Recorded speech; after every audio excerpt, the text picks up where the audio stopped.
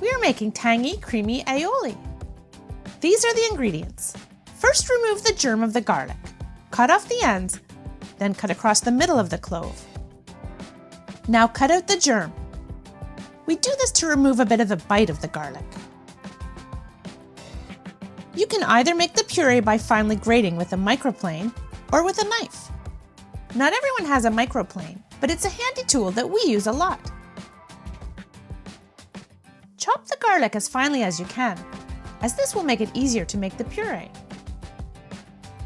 If you're using a knife, add a large pinch of salt to use as an abrasive in making the puree. To make the puree, crush the garlic with the side of a large knife and repeatedly smush the garlic down until it becomes smooth and soft. It only takes a couple of minutes. The puree ends up pretty much the same, whichever technique you use. Now grate the lemon zest of half a lemon. If you don't have a microplane, just use a regular grater. Juice half a lemon and remove the seeds. If you're finding this video helpful, please like and subscribe. Thank you! We're separating the yolk of 1 egg.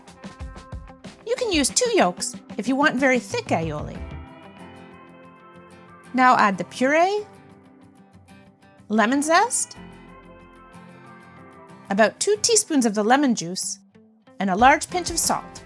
You add this salt even if you've added salt earlier to make the garlic puree with a knife. We've placed our bowl on a damp napkin so it doesn't slide around. Now whisk to combine.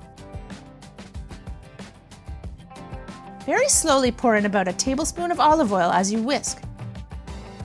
Then stop pouring and whisk well, then pour in another tablespoon.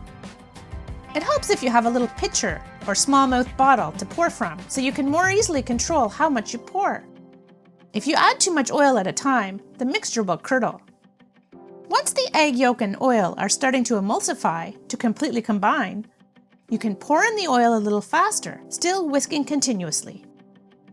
This may be controversial, but you could also make this aioli using avocado oil or with half avocado oil and half olive oil. You can stop whisking once you notice the mixture is thick. Check your seasoning. If needed, add a bit more salt or lemon juice. The aioli might seem very strong on its own, but as a dip, the strong taste is fantastic.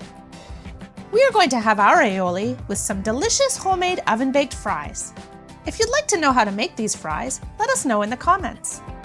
Enjoy your delicious tangy aioli. If you liked our aioli video, we think you'll enjoy this one too.